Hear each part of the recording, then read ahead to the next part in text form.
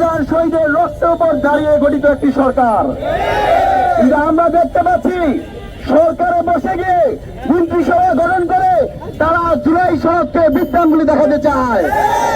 আমরা রাজু ভাস্কর্যের এই পাদদেশ থেকে স্পষ্ট বলতে চাই, 68% মানুষের রায়কে বিদ্যাঙ্গুলি দেখার ক্ষমতা আপনাদের নাই। আমরা জনগণের আকাঙ্ক্ষা বাস্তবায়ন করার জন্য যা করা প্রয়োজন আমরা তাই করব।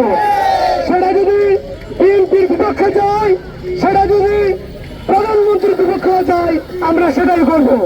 আমাদের অবস্থান অত্যন্ত স্পষ্ট। সেই জায়গা থেকে বর্তমান সরকারের প্রতি আহ্বান জানাতে চাই, আপনারা অনেক বিষয় নিয়ে লুকোচুরি করছেন।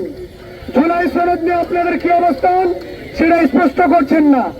20,000-এর বেশি মানুষ জীবন দিয়েছে, 30,000-এর বেশি মানুষ তারা আহত হয়েছে।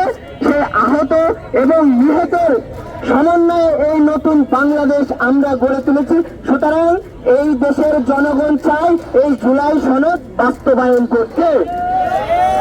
সালের কোটা সংস্কার আন্দোলনের ধারাবাহিকতায় 24-এর গণঅভ্যুত্থান রয়েছে, যার অন্যতম স্টেক হোল্ডার এই ছাত্র অধিকার পরিষদ। তারা দেশ গঠনে কখনোই পিছপা হয় নাই। শেখ হাসিনার রক্ত চক্ষুকে উপেক্ষা করে রাজপথে তারা লড়াই সংগ্রাম করেছে। রাষ্ট্রের যে কোনো প্রশ্নে তারা সামনে দাঁড়িয়েছে, বুলেটের মুখোমুখি দাঁড়িয়ে বুক চেতিয়ে কথা বলেছে।